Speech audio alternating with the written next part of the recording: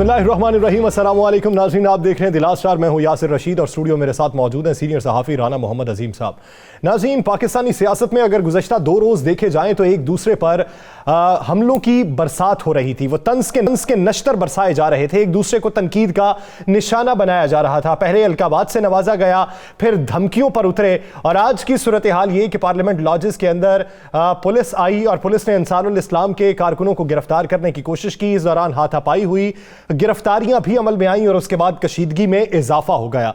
Opposition ने यह claim किया कि मौलाना फजलुर रहमान बशमूल उनमें, उन्होंने ये कहा कि हमारे MNAs को गिरफ्तार करने की कोशिश की गई, इसलिए उनके तहफ़्फ़ुज़ के लिए हम यहां पर इकट्ठे हुए।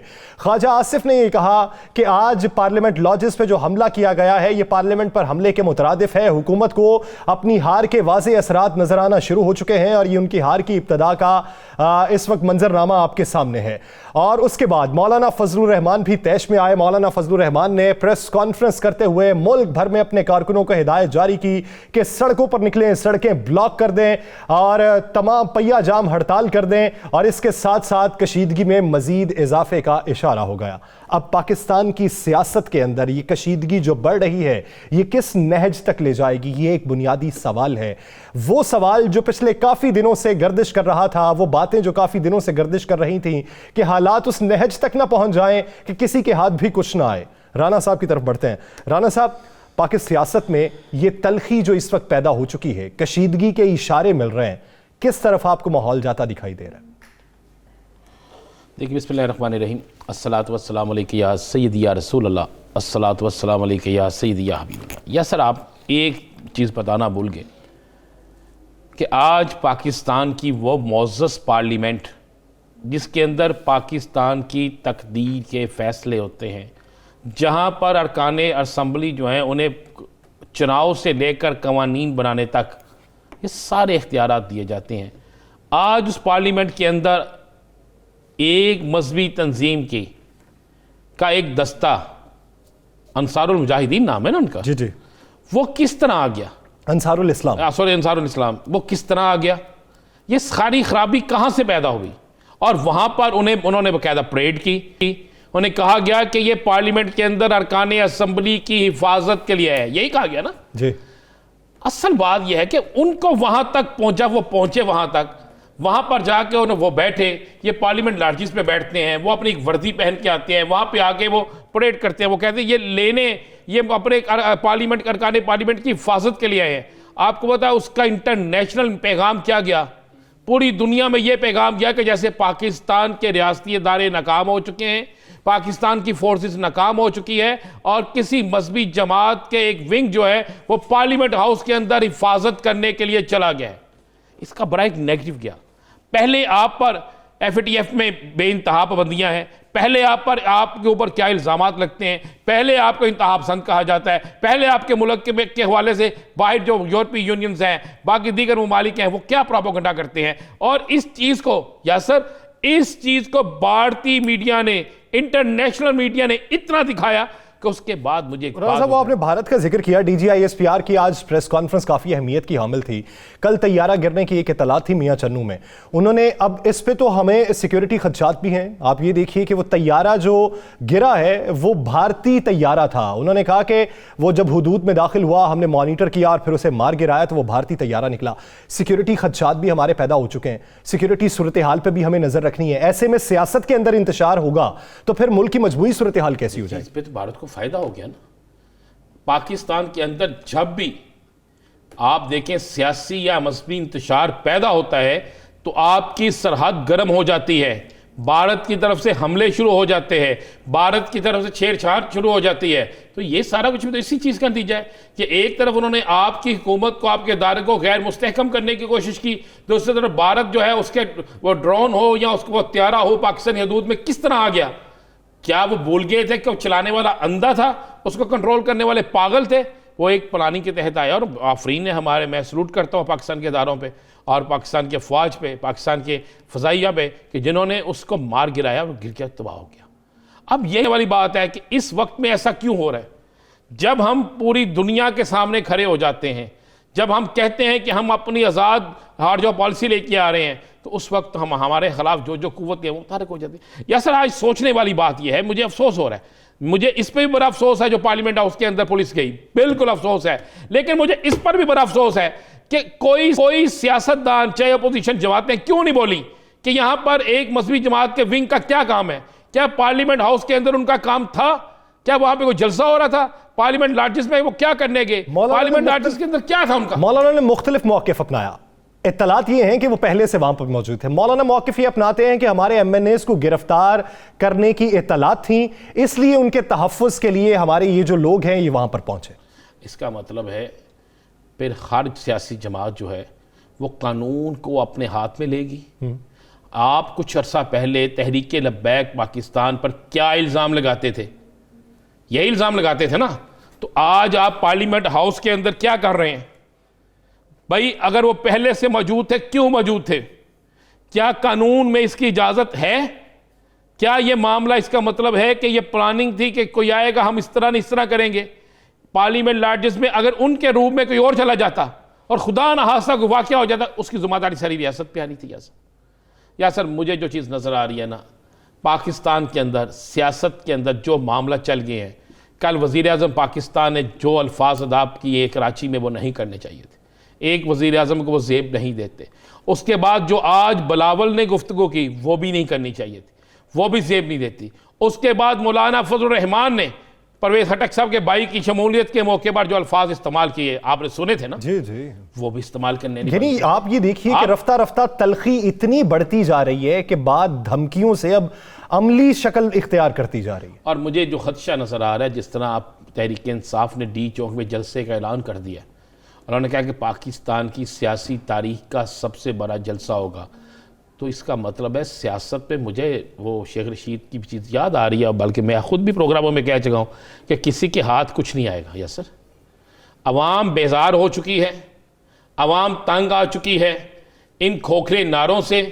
अब मुझे बताएं, 4, 5, 6 रोज से टीवी पे सुबह से लेकर शाम तक जो प्रेस कॉन्फ्रेंस हो रही है, इधर से हो या उधर से हो, मैं दोनों तरफ से कह रहा हूँ, किसी में अवाम की बात की जा रही है, किसी में महंगाई की बात की जा रही है, किसी में अवाम का खून पसीना जो निचोड़ा जा रहा है उसकी बात की जा रही है।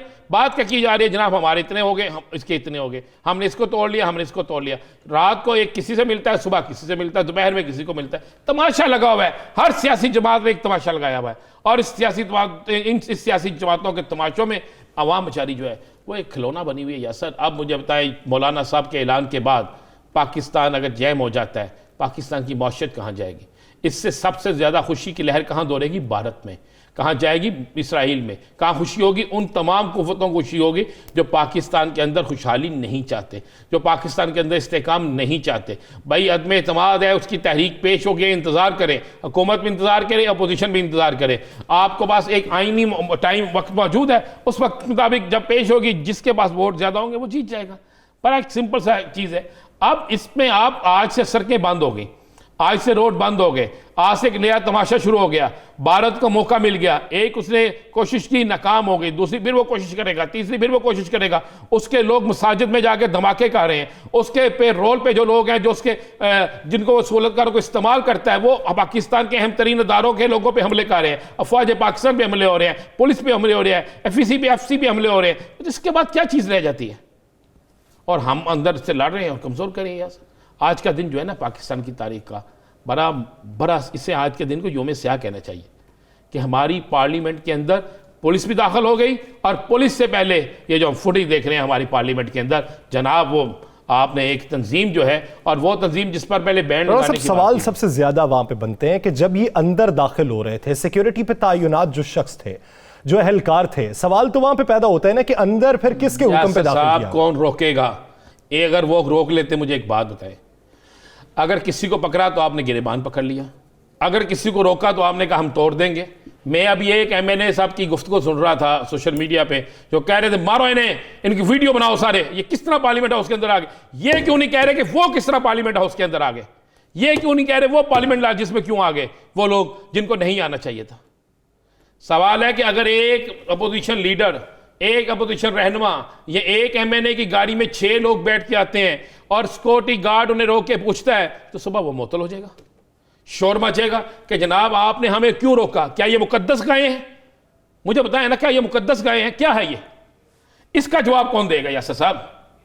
हम ये तो कह रहे हैं सारा कुछ हो गया, लेकिन वो जिस पुलिस वाले को मार पड़ी है वो भी तो जुल्म है। जिस पार्लियामेंटेरियन को मारा गया है, जो ख्वाजा साद रफीक साहब का पांव जख्मी है, ये भी जुल्म है। भाई बात दोनों तरफ से है। पहले आगाज कहां से हुआ, वो लोग किस तरह अंदर आए? अगर उनको बचाने के लिए, अगर मौलाना साहब बकौल आपके मौलाना साहब का मौक़िफ़ है कि हमने पहले से बुलाया हुआ था, हमें खदशा था कि हमारे अरकान असम्बली को, यासर याद करें मैंने ये खबर 9 दिन पहले ब्रेक की थी, हमारे ही चैनल पे ब्रेक हुई थी, मेरा ही बीपर हुआ था कि जनाब मौलाना साहब ने वहाँ पे अपना मजहबी विंग जो है उसको बुला लिया है, उनके जुमे लगा दिया गया है। बिल्कुल लगाते आप, उनको रखते पार्लियामेंट लॉज से बाहर, वो वहाँ पे जो मर्जी करते। राणा साहब, बाहर भी तो सवाल पैदा होता है ना, जब एक तरफ हुकूमत भी ये कहे डी चौक पे हम अपने कारकुनान बुलाएंगे, आप अपने बुलाओ हम अपने बुलाएंगे, ये तो फिर खाना जंगी की तरफ हम चले जाएंगे। बिल्कुल चले गए, जा नहीं रहे, चले गए हैं। इन तकारीर के बाद आपके कारकुन पुरअमन रहेंगे? इन तकारीर के बाद आप ये कहें कि अमन रहेगा? मुमकिन नहीं है। क्या ये दुनिया की किसी पार्लियामेंट के अंदर बड़े बड़े झगड़े होते हैं? क्या ये गुफ्तगू, ये अल्फाज इस्तेमाल होते हैं? जहां पे हमारी सिक्योरिटी सूरत हाल पे इस वक्त खदशात हैं, हमारी अफवाज पाकिस्तान जो हैं वो सिक्योरिटी सूरत हाल को बेहतर कर रही हैं, उसी दौरान एस्टैब्लिशमेंट के ऊपर भी आप बातें किए जा रहे हैं। DGI SPR ने दो टोक मौक़िफ़ अपनाया। उन्होंने कहा है कि अगर हमारा कोई किरदार है तो आप सबूत सामने लेके आए। उनका यह भी कहना था सियासत से हमारा कोई ताल्लुक नहीं है। मैं पहले भी कह चुका हूं और अब भी कहता हूं कि इस तरह की कयास आराइयां ना की जाए। जब आप किसी तीसरे फरीक को जानबूझ के घसीटने की कोशिश करें, उसके मुतल्लिक बातें करते रहें, अपनी सियासत को परवान चढ़ाते रहे, फिर सियासी नजरिया क्या होगा? मुझे एक बात बताएं, पाकिस्तान रियासत जो होती है ना, अफवाज पाकिस्तान, वो हमेशा हुकूमत के साथ होती है। कभी किसी मुल्क में ऐसा नहीं होता कि उस मुल्क की फ़ौज उस हुकूमत के ख़िलाफ़ हो, ऐसा मुमकिन नहीं है। लेकिन वो उस हुकूमत के साथ उतने वक़्त तक होती है जो काम आइन और कानून के मुताबिक हो। वो आइन और कानून से हट के किसी काम में वो उनकी हिस्सेदार नहीं होती। और जब मुख्तलिफ सियासतदान इल्ज़ाम तराशी शुरू करें, इल्ज़ाम लगाना शुरू करें और अपने ही अदारों को मुतनाज़ा बनाने की कोशिश करें, तो फिर आपको सोच लेना चाहिए कि वो किसके एजेंडे पे काम कर रहे हैं। और आज जो पार्लियामेंट लॉज में हुआ है, इसका हमें सोचना पड़ेगा। कि आपको पता है यासर, मैं आखिरी बात कर दूँ कि इसका इंटरनेशनल हमारा पैगाम क्या गया है, पूरी दुनिया में हमारे पैगाम ये गया है कि पाकिस्तान में इंतहा पसंदी इंतहाई अरूज पे है, और अब इंतहा पसंदी जो है, इंतहा पसंद कुव्वतें जो हैं वो पार्लियामेंट लॉजेस और पार्लियामेंट के अंदर मौजूद है। ये पैगाम किया, इंतहा पसंदी उरूज पर है। हम दुनिया को पैगाम क्या दे रहे हैं? क्या हमारा सॉफ्ट इमेज दुनिया के सामने जा रहा है या हमारा हार्ड इमेज जा रहा है? अगर हार्ड इमेज है तो उसका नुकसान किस किस को भुगतना होगा, कितने अरसे भुगतना होगा, ये सोचना सबको चाहिए और ये सोचना सबका फर्ज भी है। नाज़रीन, सियासी मंजरनामे में मजीद भी बात करेंगे, लेकिन एक शॉर्ट ब्रेक के बाद कहीं नहीं जाएगा। Stay with us.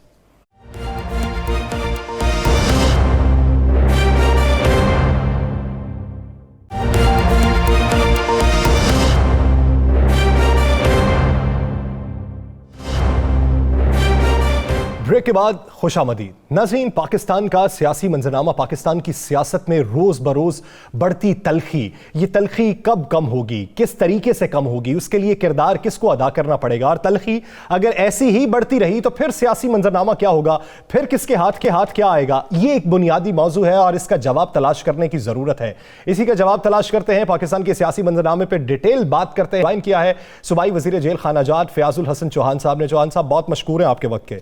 चौहान साहब, बहुत सी बातें हुई, बहुत से धड़े बने, एक दूसरों को मनाने की कोशिश की गई, सारी बातें एक तरफ। आज की सूरत हाल आप देखें, तहरीक अदम एतमाद का शोर उठा, एक दूसरे को धमकियां भी दी गई, लेकिन आज की अमली शक्ल, पार्लियामेंट लॉजेस के अंदर और बाहर की सूरत हाल, और फिर मौलाना फजलुर रहमान का कारकुनों को पैगाम, आने वाले दिनों में सियासी तौर पर तलखी किस हद तक बढ़ती देख रहे हैं? देखिए, आज से 2 दिन पहले पूरी दुनिया ने देखा कि आसिफ जरदारी और छोटू जरदारी की शह पर वो दिहाड़ीदार जो 30-30 हज़ार के ऊपर इन्होंने 2000 से ज़ायद सिंध से और लड़काने से बंदे बुक किए थे, जो वज़ीराबाद में बैठ के भंग पीते हुए रंगे हाथों पकड़े भी गए, उनकी वीडियोस भी चल रही हैं। वो जब आपके इस्लामाबाद पहुँचे तो उन्होंने जनरल ज़ियाउल हक शहीद की कब्र पे खड़े होके जो हरकत की, वो पाकिस्तान की हिस्ट्री में, कि दुनिया की हिस्ट्री में पॉलिटिकली कभी कहीं नजर नहीं आई कि कोई सियासी कारकुन इस तरह किसी मुखालिफ की बाप, दादा या बुजुर्ग या पार्टी लीडर की कब्र पे जाके इस अंदाज से जना गैर इंसानी और हैवानी आसिफ जरदारी और छोटी जरदारी की मर्जी और मंशा के बगैर हुई है। उसके बाद अगला एपिसोड आपने आज देखा, आइन के अंदर लिखा हुआ है कि प्राइवेट जत्थे बनाना रियासत से बगावत है। आइन के अंदर लिखा हुआ है। आज जनाब वो प्राइवेट जत्थे लाए, पूरा वहां पे जनाब एक्सरसाइज और रिहर्सल जनाब डी चौक के करीब दिखाई सारे टीवी चैनल्स ने। 4 घंटे इस्लामाबाद इंतजामिया डायलॉग करती रही कि आप गैर कानूनी, गैर इखलाकी और गैर आईनी हरकत करें, आप यहां से चले जाएं। उसके बाद इनके एमएनएज अपनी एमएनए शिप की छतरी तले उनको पार्लियामेंट लॉजेस के अंदर ले गए और वहां जाके फिर जिस अंदाज से जो हुआ वो सारा आपके सामने है। वो क्यों हुआ? हुआ ये कि आज से 3 दिन पहले जेयूआई के एक एमएनए ने ओपनली एतमाद का हिस्सा नहीं बनूंगा जो अमेरिकन CIA की स्पॉन्सर की हुई होगी।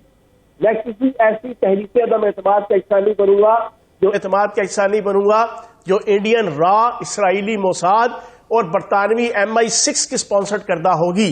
मैं जो है इस तहरीक अदम एतमाद में वोट नहीं दूंगा।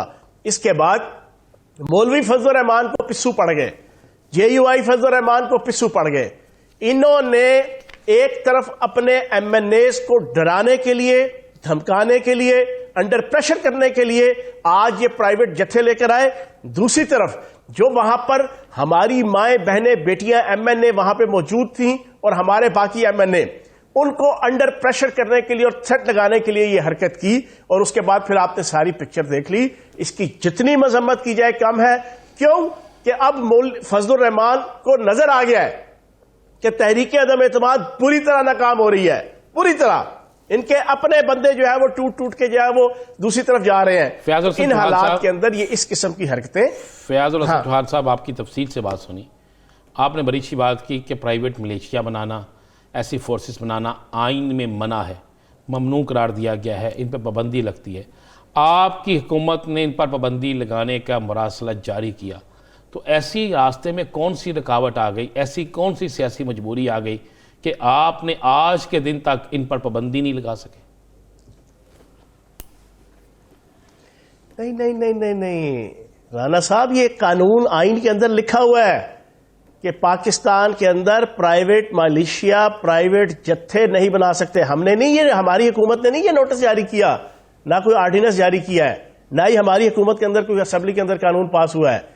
ये आइन के अंदर पहले से लिखा हुआ है। जी, मैं अगर इसकी इजाजत दे दें तो हर सुने अगर इसकी इजाजत दे दें, हर एमएनए सुने ना, हर एमएनए, हर एमपीए, हर वडेरा, हर जागीरदार, हर सरमायादार, हर सनतकार, वो जनाब 50-50, 100-100 की जनाब अपनी मर्जी की मलेशिया यूनिफॉर्म बना के, ठीक है जी, वो अपनी यूनिफॉर्म बना के, टोपियां पहना के, बूट पहना के, हाथ में डंडे और गन्ने दे के अगर लेके फिरना शुरू हो जाए, ये तो बनाना रियासत बन जाएगी।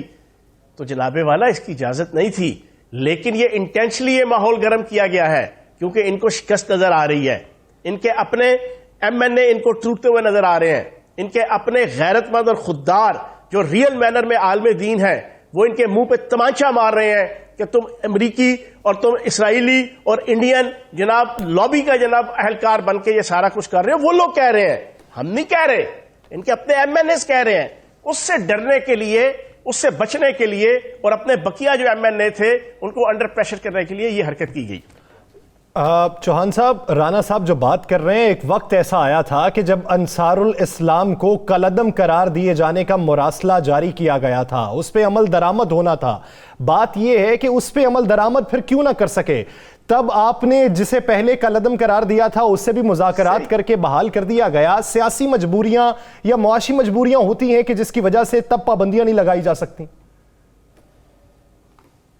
यासिर साहब, ये हमारी जिम्मेदारी नहीं है, ये पाकिस्तान की जुडिशरी की भी जिम्मेदारी है। वो इस किस्म की गुंडागर्दी और बदमाशी जो पाकिस्तान की रियासत को बुनियादों को तबाह करने के लिए हो, उसके ऊपर आज खुद नोटिस लें और उसके ऊपर एक्शन लें।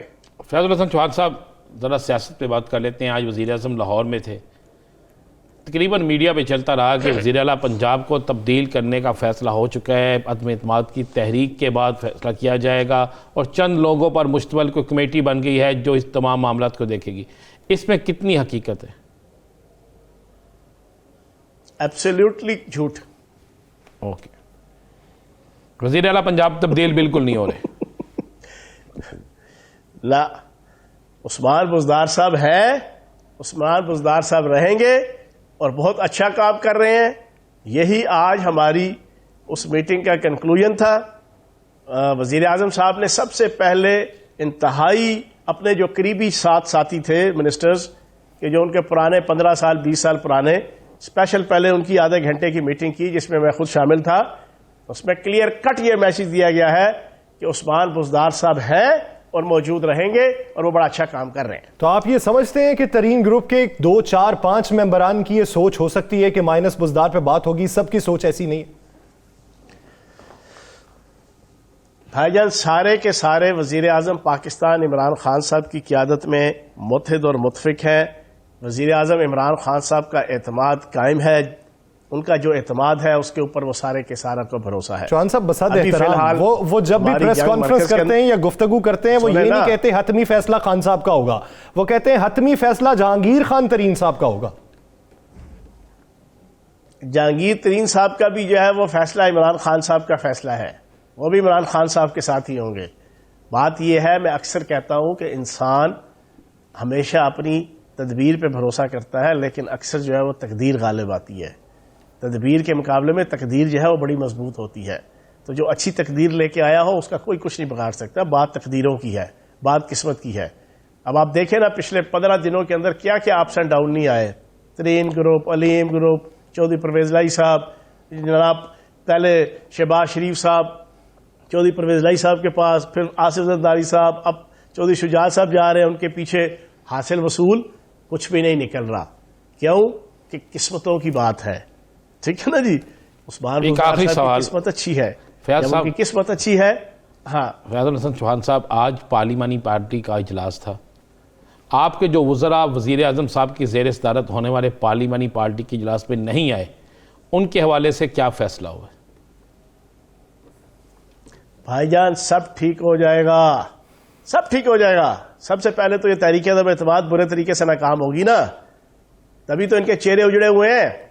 मैंने शुरू में कह दिया था, दोबारा दोहरा दूं, इंशाल्लाह देखिएगा तहरीक-ए-एतमाद की रात को जिस दिन वोटिंग होगी, आपके जनाब शहबाज शरीफ साहब हाथ में सियासी हारमोनियम लेके गुनगुनाएंगे, अखी सुरमा पा के कन्नी मुंदरा ला के मैं जाना जोगी दे नाल, और जनाब आपके मौलवी फजल रहमान साहब कहेंगे जो दर्द मिला अपनों से मिला गैरों से शिकायत कौन करे।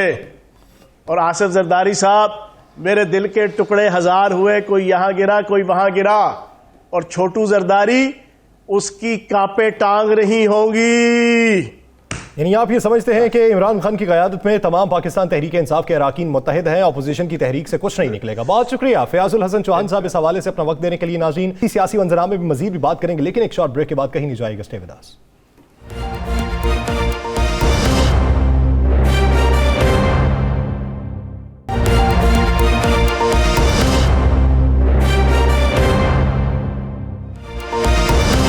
ब्रेक के बाद एक बार फिर से खुशामदीद। नाज़रीन, पाकिस्तान की सियासत में जो तलखी पैदा हो रही है, इसको हुकूमत किस तरीके से रोकेगी? खाना जंगी की सूरत हाल जो पैदा हो रही है वो किसकी जानिब से की जा रही है?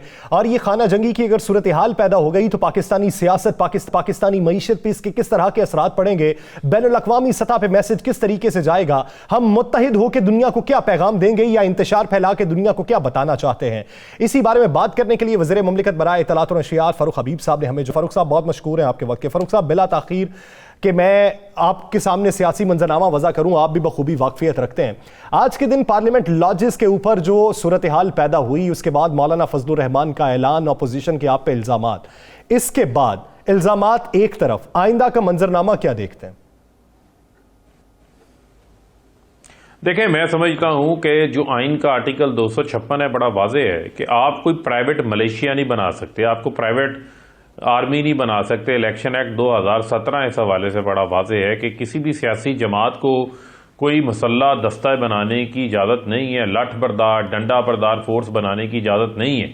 ये मुझे बताएं कि वो पार्लियामेंट लॉजेस जहाँ पर अरकान असम्बली रहते हैं, ख़वातीन अरकान असम्बली रहती हैं, अरकान असम्बली की फैमिलीज़ वहाँ पर होती हैं, उनके बच्चे वहाँ पर होते हैं, उनकी सारी फैमिलीज़ ख़वातीन वहाँ पर होती हैं, वहाँ इन्होंने चढ़ाई की हुई थी, वहाँ इन्होंने एक खौफ व हरास की फ़ज़ा पैदा की हुई थी, और बग़ैर एंट्री के, बग़ैर इजाज़त के पार्लियामेंट लॉजेस में ये कैसे जा सकते हैं? कैसे इजाज़त दी जा सकती है? कल को हर शख्स अपने मसल्ला लोगों को लेकर लॉजेस के अंदर आ जाएगा और किसी की सिक्योरिटी वहाँ पर नहीं होगी। तो बुनियादी तौर के ऊपर पुलिस ने मुज़ाकरात किए, मुज़ाकरात इन्होंने नहीं बंदे हवाले किए, पुलिस को एक्शन लेना पड़ा ताकि अमन अमान की सूरत हाल को वहाँ पर बिल्कुल ठीक किया जाए, खौफ व हरास ख़त्म किया जाए। और मैं समझता हूँ कि ये आगे उनकी ढाल बन के आ गए फजलुर रहमान। इन्होंने सोचा क्या हुआ है कि पाकिस्तान का कानून जो है वो उसके ऊपर कोई अमल दरामद ना हो, जो ये चाहेंगे वही होगा। ऐसा नहीं होगा, कानून जो है वो हरकत के अंदर आएगा। और मैं ये समझता हूँ कि ये जान लें कि इनको किसी किस्म की कोई गुंडागर्दी, किसी किस्म की कोई दहशत फैलाने की जो है वो लठ बरदार मुसल्ला दस्तों के जरिए जो है वो कोई इजाज़त नहीं दी जाएगी, नहीं इजाज़त दी जाएगी। लेकिन ये लठ बरदार जिसे आप मलेशिया करार दे रहे हैं, जिसे आप कह रहे हैं गुंडे करार दे रही हैं, या जिसे कह रही हैं फोर्सेस आई, भाई इस पे तो आपने आज़ादी मार्च के वक्त एक मुरासला बनाया था इस पर पाबंदी लगाने का। आज़ादी मार्च हुए भी आप 2 साल से ज़्यादा हो गए, तो क्या हुकूमत सो रही थी? फ़रक साहब, हुकूमत को क्या मजबूरी थी उस वक्त, क्यों नहीं पाबंदी लगाई? देखिए, बुनियादी तौर के ऊपर तो हमने उस वक्त भी जो है वो ये मामला उठाया था, लेकिन ठीक है, आपकी एक अगर आपने कोई जलसे के हवाले से, किसी प्रोग्राम के हवाले से आपके रज़ाकार इकट्ठे होते हैं चेकिंग के लिए, वो आप एक रज़ाकाराना टीम एक बनाते हैं, लेकिन अगर आप मुसलसल कहें कि आप बाकायदा तौर के ऊपर इनकी ट्रेनिंग करेंगे, मलेशिया बनाएंगे, उसके ऊपर आप प्रॉपर जो है वो उनकी ट्रेनिंग करके उनको जो है वो हमलावर होने की जो है वो ट्रेनिंग देंगे, तो फिर तो कार्रवाई होगी। और पार्लियामेंट लॉजिस तो पहले ही ऑलरेडी पुलिस की सिक्योरिटी होती है, वहां पर किस चीज की सिक्योरिटी की जरूरत है? चले, अगर पुलिस की सिक्योरिटी होती है, बात यहीं से ले लेते हैं। पुलिस की ये चेयरमैन सेनेट के, एक मिनट कैसे घुस गए? एक मेरा सवाल ले लेना यासिर, मैं आता हूं उस पर। मुझे आप ये बताएं, जो ये प्ली लेते हैं, मुझे आप बताएं, चेयरमैन सेनेट के खिलाफ अदम एतमाद लेकर आए थे, कितने सेनेटर अगवा हो गए थे? इससे पहले वजीर आजम के खिलाफ जो है वो इन्होंने नो कॉन्फिडेंस वाला मामला था, वजीर आजम के खिलाफ अदम एतमाद जो वोट ऑफ कॉन्फिडेंस लिया था, उस वक्त इनके कितने लोगों को उठा लिया था? इससे पहले हफीज शेख का इलेक्शन हुआ, कितने लोगों को उठा लिया? उससे कबल जो है वो बिल्स का मामला था, जॉइंट सेशन होते रहे, हुकूमत ने कितने लोगों को अगवा कर लिया था? अब इनको शिकस्त नजर आ रही है तो इन्होंने अगवा का ड्रामा रचाना शुरू कर दिया है, इन्होंने रोना धोना शुरू कर दिया है। मैं इनको ये बताना चाहता हूं कि बड़ा अच्छा किया इन्होंने, ये नो कॉन्फिडेंस मूव जो लेकर आए हैं। अब ये फंस गए हैं, इनको शिकस्त नजर आ रही है। कभी ये अगवाओं के पीछे छुपते हैं, बंदे इनसे पूरे नहीं हो रहे, कभी ये छुपते हैं कि इन्होंने जनाब हमारे लोगों को जो है वो डरा धमका रहे हैं, जो ये पैसा चला रहे हैं, जो ये काम कर रहे हैं, वो किसी से ढका छुपा है, जो ये लोगों को लालच दे रहे हैं वो किसी से ढका छुपा है। क्या बात करते हैं ये लोग? तो आप क्यों नहीं नाम बताते? जिन 3 अरकान असम्बली को ऑफर दी गई है उनके नाम क्यों नहीं बताते? पूरी दुनिया जानना चाहती है, आप भी आते हैं ऐलान करके चले जाते हैं। बात ये है, बताएंगे, बहुत अच्छी बात है। उन्होंने तो हमें आके कन्वे किया कि ये माहौल है, लूट मार का पैसा जो है, उनकी बोरियां खोल दी गई हैं, बोरियों के मुंह खोल दिए गए हैं, लोगों के जमीरों के सौदे किए जा रहे हैं। और आपने देखा ये सौदे होते नहीं रहे। सेनेट के इलेक्शन के अंदर वोट खरीद लिए जाते थे, राणा अजीम साहब, आपने वो वीडियोस नहीं देखी लोगों की पैसे उठाते हुए? पैसे की हवस किस तरह भरी हुई है लोगों के अंदर, ये किसी से ढकी छुपी बात है। लेकिन मैं सलाम पेश करता हूं, उन लोगों को जिन्होंने पैसे नहीं लिए, उन्होंने अपनी पार्टी को इंटीमेट किया। इससे कबल आपको यूसुफ रजा गिलानी के इलेक्शन का याद नहीं है कि उनके साहबजादे खरीदो फरोख्त करते फिर रहे थे? ये कोई ढकी छुपी चीजें हैं। ये तो अपना लूट मार और जेलों से बचने के लिए, एहतसाब से बचने के लिए हर हद तक को जाने के लिए तैयार हैं। मेरा सवाल वहीं पे मौजूद है, टेलीफोन पे आपको याद है लोगों को जजेस को फैसले लिखवाया करते थे? ये मामला अंदर तक जा ही नहीं सकता था, यानी इसमें किसी ना किसी ने तो सहूलतकारी की कि वो अंदर गए और मामला बिगड़ा। नहीं, सहूलतकारी इनके पार्लियामेंटेरियंस ने की है। देखें, बात यह है कि वहां पर जितनी सिक्योरिटी के लोग होते हैं उनको गाड़ियों में छुपा के MNAs की ये अंदर लेके गए हैं। वहां पर इन्होंने जो सिक्योरिटी है, सिक्योरिटी को भी इन्होंने झांसा दिया, अंदर लोगों को गाड़ियों की डिग्गियों के अंदर लोगों को पीछे बिठा के छुपा के उनको अंदर लेके गए हैं सिविल वर्दियों में। बाद में उनको यूनिफॉर्म प्रोवाइड किए गए, जो ये अंदर पहले से लेके गए थे उनको यूनिफॉर्म प्रोवाइड किए गए हैं।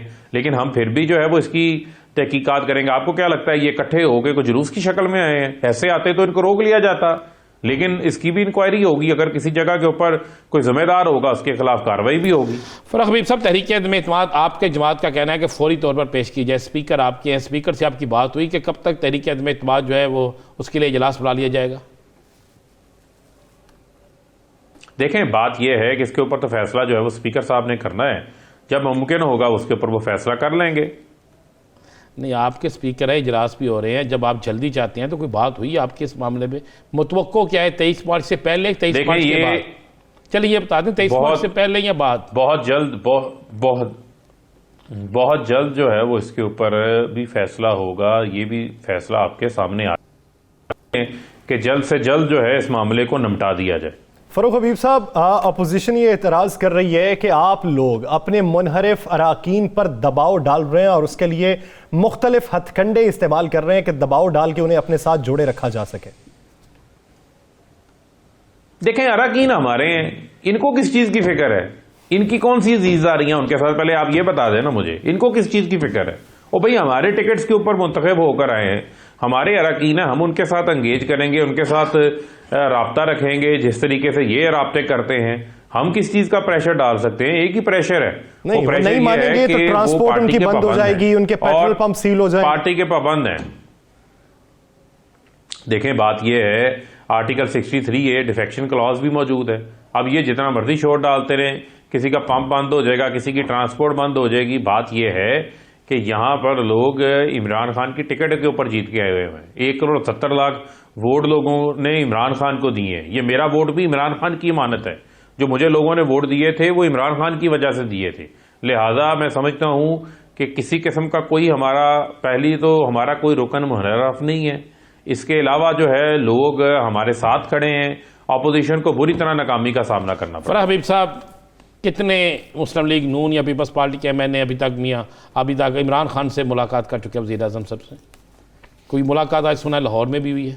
देखिए, बात यह है कि हमारे आज भी उनके काफी सारे जो है वो मुनहरफ सूबाई असम्बली के अरकान आए हुए थे, और मैं समझता हूं कि लोग इनके साथ नहीं है। MNA कितने लोगों को पता है भाई, उनको पता है MNA कितने हैं जो आपसे मिल चुके हैं? राणा साहब सुने, राणा साहब आपको सारी फिगर्स मिलेंगी। अदम-ए-इत्तेमाद वाले दिन इनको जो है वो वोटिंग के लिए अपने बंदों को बुलाने दें, आपको सारी कैलकुलेशन आपके पास आ जाएगी कि उस दिन अपोजिशन के कितने लोग गैर हाजिर होते हैं। लेकिन मुझे आप ये बताएं, ये हमजा शहबाज आज कह रहा था कि इमरान खान अमेरिका को एब्सोल्युटली नॉट कह रहा है। और यार, ये जूते पॉलिश करते रहेंगे, ये गुलामाना सोच है इनकी। आप ये देखें, हम क्या अपने अड्डे दे दें? आप जिस तरह ड्रोन हमलों के ऊपर शोर अपना खामोश रहे, 400 ड्रोन हमले हो गए जरदारी और नवाज शरीफ के दौर के अंदर, आप लोगों की पर्चियां वहां गुम हो जाती थी। क्यों डरते हो? क्यों आप पाकिस्तान की सालमियत के लिए खड़े नहीं होते? जिस तरह इमरान खान खड़ा हो गया है, उसकी वजह यह है कि इनका लूट मार का पैसा बाहर पड़ा हुआ है। उनको एक एक चीज पता है। आज जिस तरह आपके इल्म में होगा कि रशिया की जंग के बाद जब पाबंदियां लगी हैं तो रशियंस का जितना पैसा बाहर पड़ा था उनके अकाउंट्स फ्रीज हो रहे हैं। इनको भी पता है ये कभी आजादाना खारजा पॉलिसी बना ही नहीं सकते, कभी ये स्टैंड ही नहीं ले सकते, क्योंकि इनका पैसा बाहर पड़ा है। इन्हें पता है कि जब ये बात करेंगे इनका पैसा जब्त हो जाएगा। इमरान खान ने तो कोई लूट उसमें की उसकी जायदादें तो बाहर नहीं पड़ी, लिहाजा वो बेखौफ खतर पाकिस्तान के मफाद का मुकदमा दुनिया में लड़ता है, उम्मत मुसलमान का मुकदमा लड़ता है, नामुस रसालत का मुकदमा लड़ता है, एब्सोल्युटली नॉट कहता है।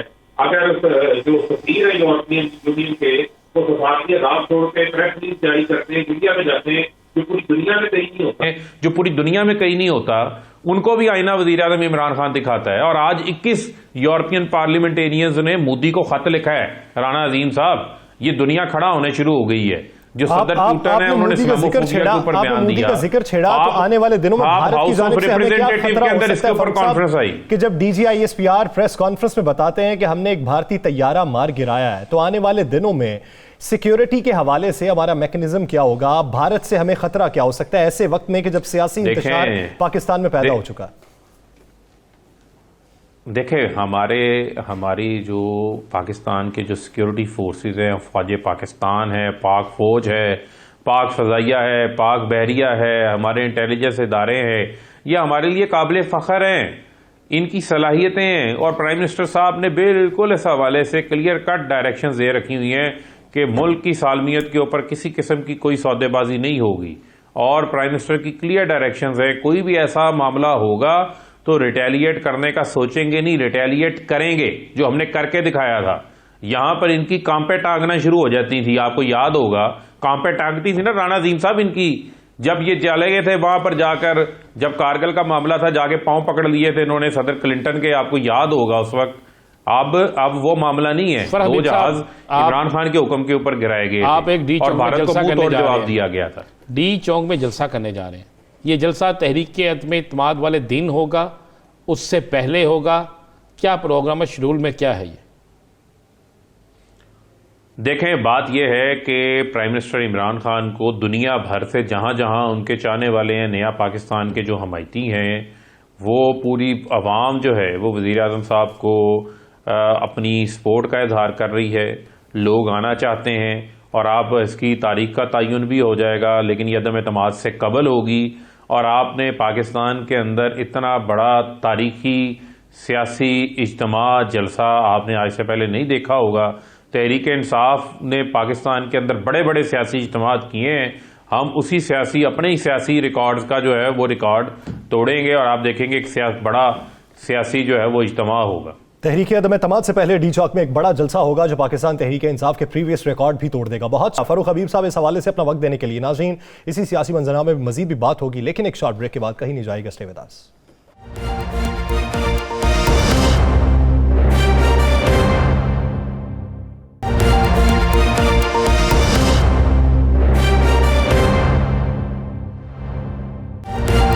नाज़रीन, आज की सूरत हाल के बाद जो सियासी इंतशार पैदा हुआ, कशीदगी बढ़ने के जो असरात सामने आने लगे, दोनों तरफ से एक ही मौक़िफ़ अपनाया गया। अपोजिशन को देखें तो अपोजिशन ये समझती है कि हुकूमत को घर जाने के इशारे दिखाई दे गए हैं, इसीलिए हुकूमत ने हम पर हमला किया है और हमारे MNAs को गिरफ्तार करने की कोशिश की है।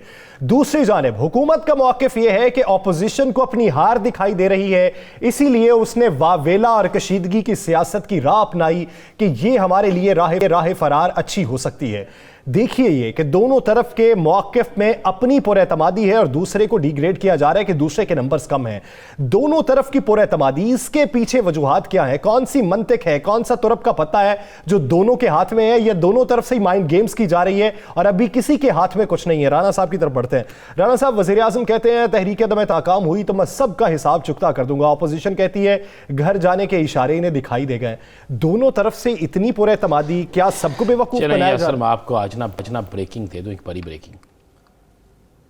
4 MNA पंजाब से, 4 MNA कराची से, 2 MNA KPK से। ये हुकूमती 10 MNA हैं जिन पर हुकूमत की तरफ से निशान लगाया गया है कि ये हुकूमत के खिलाफ अपोजिशन के कैंप में जा सकते हैं। सही। आज परवेज़ खटक के भाई ने जब शमूलियत का ऐलान किया तो उसके बाद मौलाना फजलुर रहमान से गुफ्तगू में उन्होंने कहा जी मैं आपको 2 MNA तोहफे में दूंगा। अब वो देते हैं या नहीं देते मैं आपको ये बात बता रहा हूँ। ये 10 लोग हैं जिस पर काम किया है अपोजिशन ने। अब हुकूमत ने क्या किया है? अपोजिशन दावे करती थी 190। मैं बता रहा हूँ अब हुकूमत ने क्या किया है कि हुकूमत ने इन 10 अफराद को माइनस भी करके अपना काम शुरू कर दिया। आज वज़ीर आज़म से लाहौर में मुस्लिम लीग नून के MNAs की मुलाकात हुई है। किस गेट से वो दाखिल हुए, किस तरीके से मुलाकात हुई, क्या यकीन दहानी कराई, वो सारा कुछ चंद दिनों में सामने आ जाएगा। लेकिन ये आपको मैं मुसद्दका बात, यानी उनके अगर 10 ही हों तो वो 10 माइनस कर दें तो अपोजिशन के 3 से 4 चाहिए उन्हें। ठीक है, उसके बाद आप आगे आ जाए। इन्होंने अपने एक इत्तेहादी को भी वक्ती तौर पर माइनस किया हुआ है कि अगर इत्तेहादियों की तरफ से इतने वोट कम हो तो हमने क्या करना। इशारा बता दें। नहीं, एक सूबे का तो इशारा देखें। उन्होंने कुछ 6 से 7 MNAs, एक इत्तेहादी का ऐसा है कि जिसके MNAs की तादाद जो है आधी तादाद इनके साथ है, आधी तादाद अपनी क़यादत के साथ है। अभी उनकी तरफ से इनकार नहीं है तो इकरार भी नहीं है। और आज मैं आपको ये भी बता दूं, उनकी अपनी जमात भी के अरकीन भी एक दूसरे पे हाँ एतमाद जी नहीं बिल्कुल ठीक, बस आप समझ गए। आप भी तो जानबूझ के ना कसौटी खेलते हैं ना। करते। बात वजह होनी चाहिए, वाज़ेह होनी ठीक है, चाहिए या ताकि सर, पता चले इशारे। ये जो है इतने वोट जो हैं, अब गवर्नमेंट, मेरे पास इतला ये है कि गवर्नमेंट जो है वो बड़ी पूरा उम्मीद है, अपोजिशन भी पूरा उम्मीद है, लेकिन अपोजिशन के साथ वही होने जा रहा है जो सिंध के अंदर सेनेट के इलेक्शन में एक दफ़ा हो गया था पिछले इलेक्शन में, इस दफ़ा तो बाइकाट हुआ ना, एक नशिस्त ज़्यादा लेगी थी। बाइकाट के बावजूद भी तो देखें पीटीआई के साथ हाथ तो हुआ है ना, पीटीआई साहब के साथ बंदे तो उनके देखिए, गए हैं। मैं आपको कह रहा हूँ कि आने वाले इस पे भी स्टोरी करेंगे हम, आपको जो फैक्ट एंड फिगर दूंगा उसी तरह होगा कि आने वाले दिनों में किस किस सूबे से कितने इनके लोग जो हैं अदम एतमाद कामयाब हो या नाकाम हो वो कहाँ पे चले जाएंगे, कितने पंछी उड़ के कहाँ चले जाएंगे। या सर ये मामला जो है चला, लेकिन आज मैं आपको एक और बड़ी मज़े वाली बात बताऊँ। आज लाहौर में एक बहुत बड़ा जुलूस निकला हुआ था यासर, और वो जुलूस मैंने पहली दफ़ा देखा कि एक नई सियासी जमात हो, वह तहरीक इत्तेहाद थी, और उसके जुलूस में एक नहीं दो नहीं हज़ारों की तादाद में लोग थे। अच्छा, जब उन्होंने उसके बाद उनके चेयरमैन चौधरी औरंगजेब ने जब प्रेस कॉन्फ्रेंस की तो उस प्रेस कॉन्फ्रेंस में उन्होंने एक दावा किया है। उन्होंने दावा ये किया है कि जनाब मेरे पास 7 MNA और 12 MPA हैं, ये उन्होंने खुद कहा।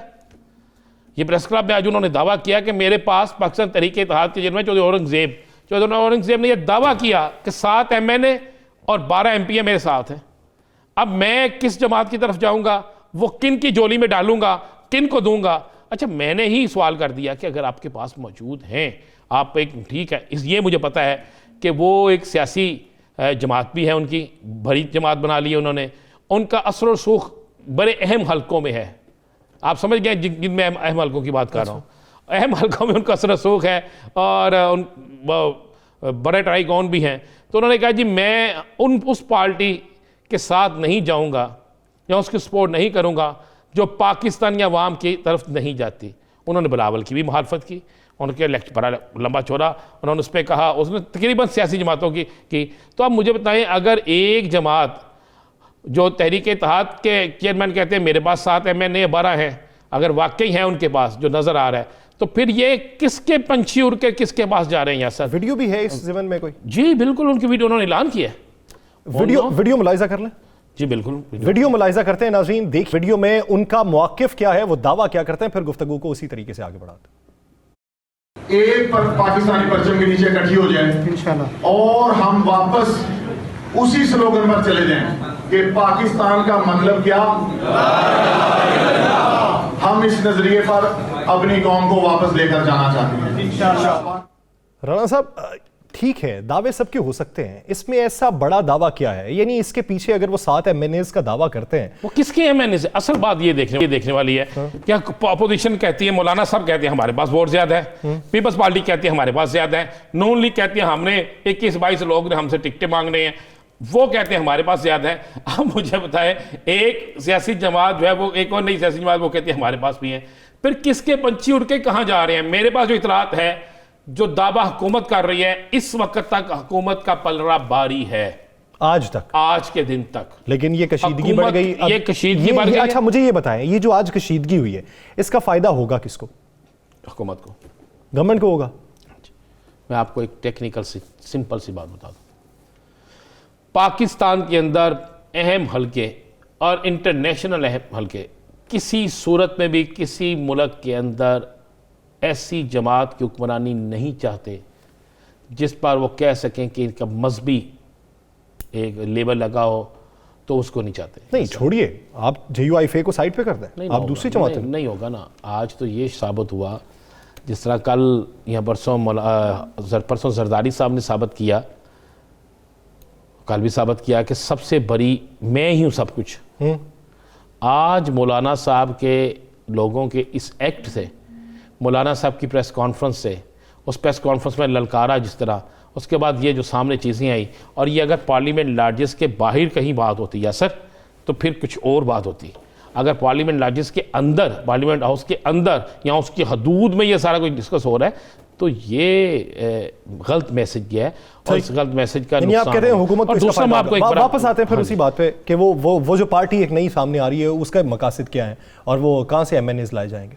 देखिए, मैंने पूछा, उन्होंने कहा हमारे पास है, जब वक्त आएगा हम वक्त पे आके साबित कर देंगे। देखें, अब तो उन्होंने साबित करना है, किस वक्त में साबित करना है ये किसके झोली में जाके वो फेंकते हैं, ये तो उन्होंने साबित करना है। लेकिन उनका दावा है कि हमारे पास 7 MN 12 MPs हैं, और आज वो जुलूस लेके आए, और जब इमरान खान लाहौर में हो और एक बड़ा जुलूस को लेके आए और उस जुलूस को लाहौर की सड़कों पर लेकर भेजे, तो उसके बाद नजर आता है कि किसी ना किसी की पास कोई चीज़ है, ये है या नहीं है, ये तो वक्त साथ। लेकिन अगर आप बड़ी 7 MN है फिर तो हुकूमत को भी जाना चाहिए, फिर तो ऑपोजिशन। मुझे तो यही लग रहा है कि सारे जाएंगे, मुझे तो यही लग रहा है कि सारे जाएंगे।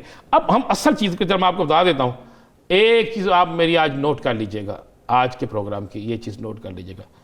अगर अदम एतमाद आती है, अगर अदम एतमाद आती है, मैं एक लफ्ज़ कह रहा हूँ, अदम एतमाद मुलतवी नहीं और वापस नहीं ली जाती या कोई और मामला नहीं आता, एक चीज़ आप इस ज़हन में रखिएगा।